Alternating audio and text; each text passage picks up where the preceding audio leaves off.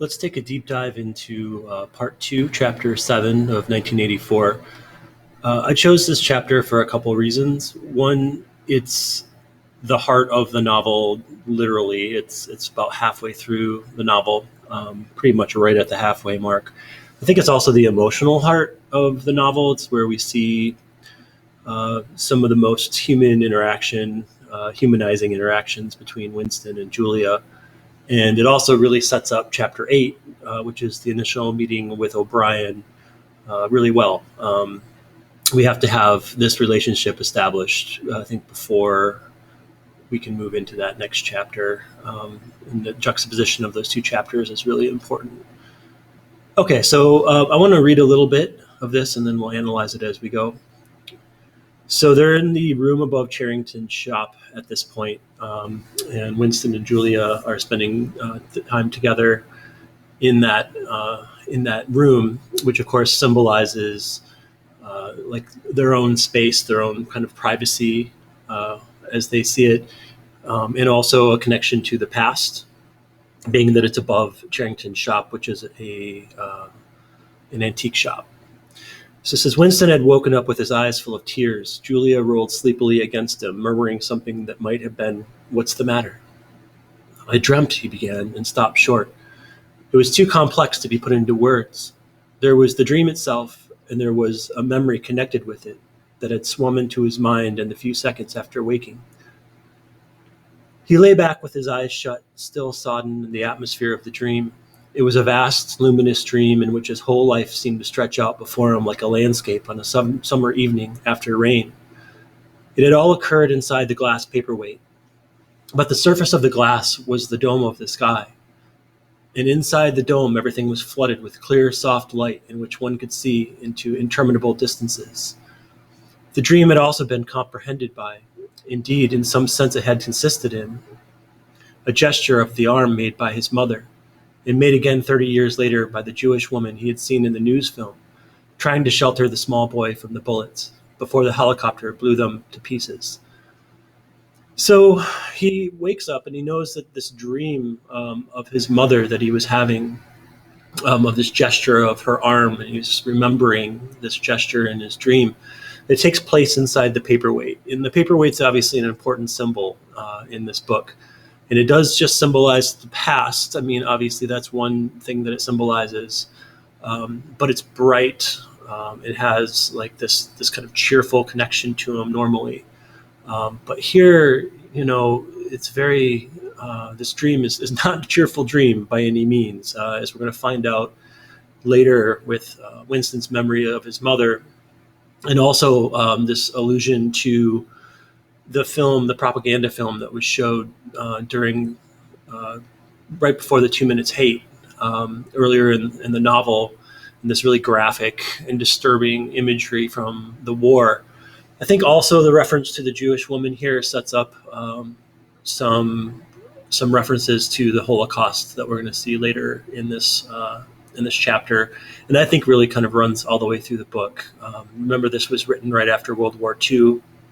Obviously, that would have been something on the minds of everyone around the world, but particularly of, an Englishman at this time. So, "Do you know," he said, "that until this moment I had believed I had murdered my mother?" Well, that's obviously a startling statement, and Julia's kind of awoken by it. So she says, "Why did you murder her?" said Julia, almost asleep. "I didn't murder her, not physically." In the dream, he had remembered his last glimpse of his mother, and within a few moments of waking, the cluster of small events surrounding it had all come back. It was a memory that he must have deliberately pushed out of his consciousness over many years. He was not certain of the date. He could not have been less than 10 years old, possibly 12 when it happened. So he's having, or at least the narrator at this point, this third-person narrator is recognizing this, which we've talked about, this idea that Winston, so much of what for us would be a memory that we can really kind of engage with in the conscious level, has had to push everything out, pushed everything into the subconscious, and that so much of his actions and his thought in this novel is really dominated by his subconscious. These visions, these memories, these dreams that kind of come bubbling up to the surface throughout this novel. So this is a really dark one, though, because he goes on to think about and to kind of re-engage with his memories of his father, and the fact that his father had disappeared, and that his early memories of his family are spent in bomb shelters and kind of running through London in the early days of Big Brother taking control and the party taking control during this war. It sounds very much like the imagery of World War II, and that was happening in London. In fact, one of George Orwell's apartments was bombed out during the war. And so I think a lot of this imagery kind of, obviously is informed by the imagery of World War II. So he goes on to tell this story, which is kind of a terrible story about his young sister and his mother after his father had disappeared. He sees this deep sadness in his mom, and he's thinking about this at this point. And he sees like a simplicity that his mom takes on. Like, she knows that something bad is coming, like something bad is going to happen. Something bad's already happened between the war and his father disappearing, but there's something worse. And he realizes that his sister is sick, and that his mom is really trying to nurse her back to health. And she's young. The sister's like 2. And there's something really that occurs to me as I read this is, did he realize that at the age of 10, when this story is when he's reflecting back to the age of 10, as he's kind of going through this story in his mind? Or is this the older Winston kind of superimposing his knowledge now that he looks back on it and he realizes now that his sister was sick? Like, did he realize these things when he really was 10? Or does he realize these things as an adult, and he's kind of like retroactively assigning this sense of guilt that he has later in life? So the story that he tells is about scarcity and the fact that there isn't much food, and that he constantly, as a 10-year-old, is acting kind of spoiled and acting very selfish, and keeps wanting the full ration of the food and keeps saying, I want more food, even though he knows there's barely enough to go around between his mom, his sister, and himself. He keeps demanding more and demanding more. And it's taking a toll on his mother. At least the way he tells it, it's taking a toll on his mother. And then there's this kind of symbolic piece of chocolate that's rationed out. And he wants the chocolate. I mean, he's 10 years old. Of course he wants the chocolate. That's what 10-year-olds do. But he throws a fit and says, I should have all of the chocolate. You shouldn't give any to my sister. You should give it all to me. And so the mother gives him her ration. I think gives him 2/3 of it, and or 3/4 of it. Yeah, 3/4 of it. And so that's obviously very generous, but it's not enough for 10-year-old Winston. So he grabs the other quarter away from his baby sister, like literally taking candy from a baby. And he runs out of the apartment and out onto the street. And, that's terrible. I mean, it's terrible in the sense that it's very selfish and it's rude and it's obviously hurtful. But he's 10, right? And so he takes the candy and he runs out, and, that's really all that he does. It's not the worst crime in the world. It's kind of a typical 10-year-old crime. And so he gets out on the street, and he's angry, and he's really kind of has a flush of emotions, and he doesn't know what to do. So he's gone for a while, and then he comes back. And the mom and the sister are gone.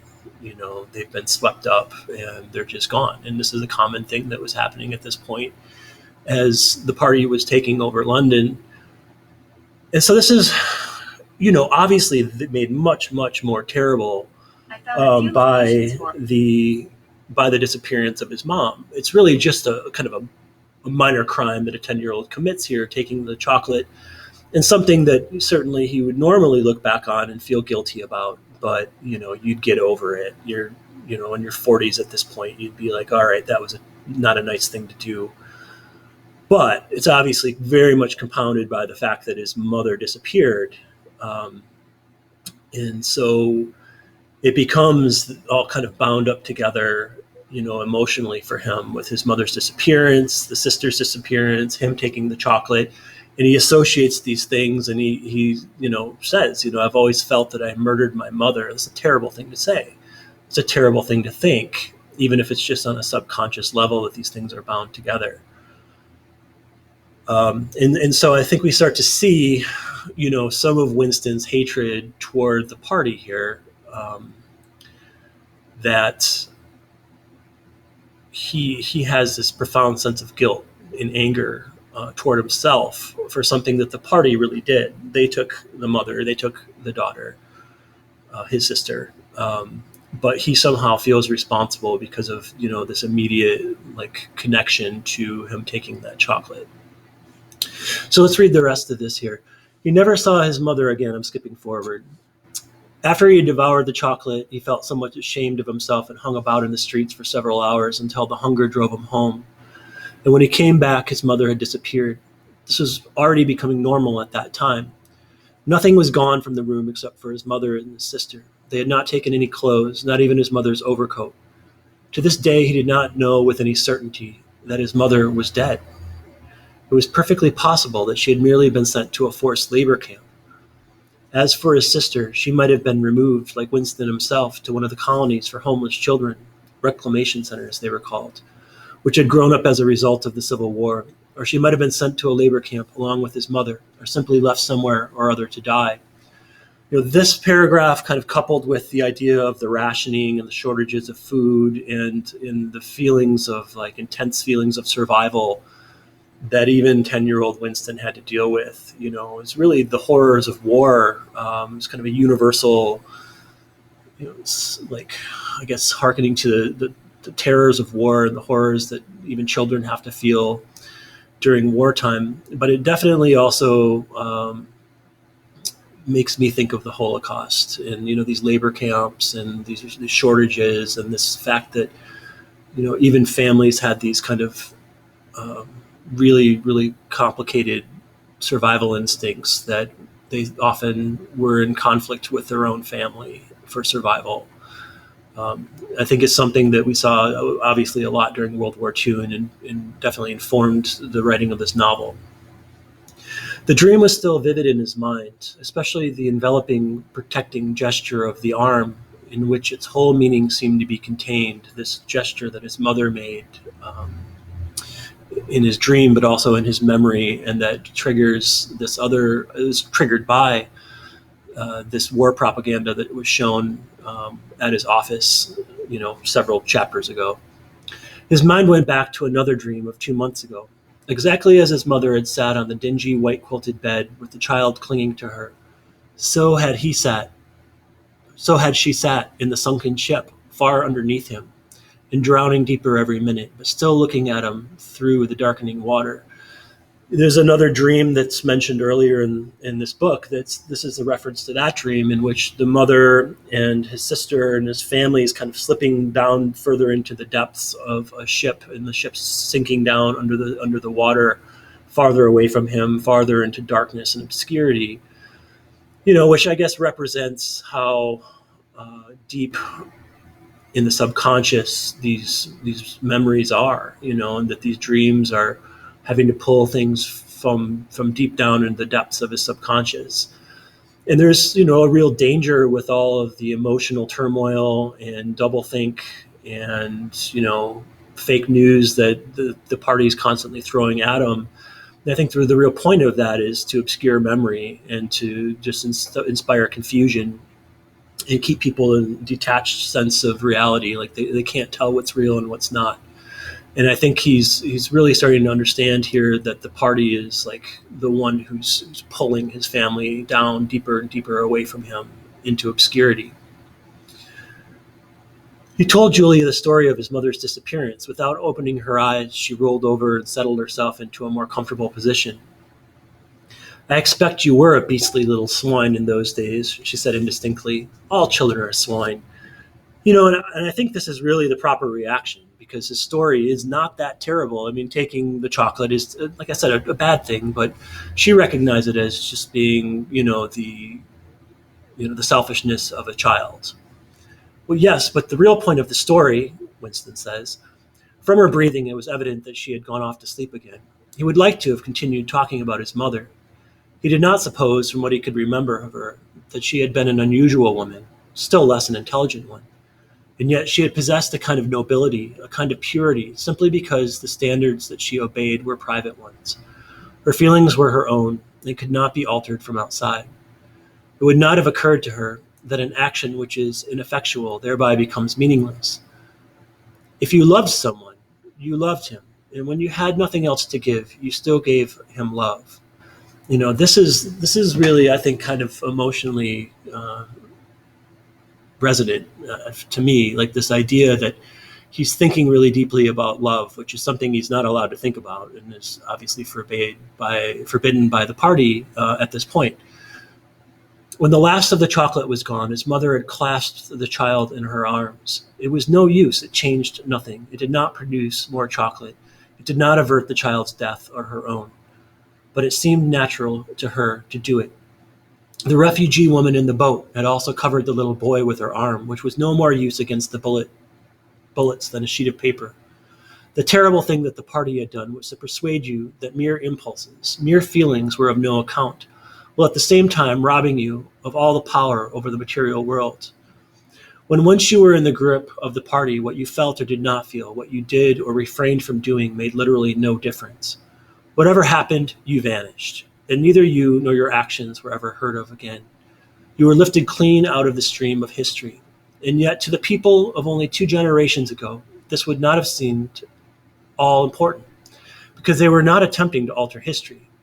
They were governed by private loyalties, which they did not question. What mattered were individual relationships, and the completely helpless gesture, an embrace, a tear, a word spoken to a dying man, could have value in itself. The proles, it suddenly occurred to him, had remained in this condition. They were not loyal to a party or a country or an idea. They were loyal to one another. For the first time in his life, he did not despise the proles or think of them merely as an inert force which would one day spring to life and regenerate the world. The proles had stayed human. They had not become hardened inside. They had held on to the primitive emotions which he himself had to relearn by conscious effort.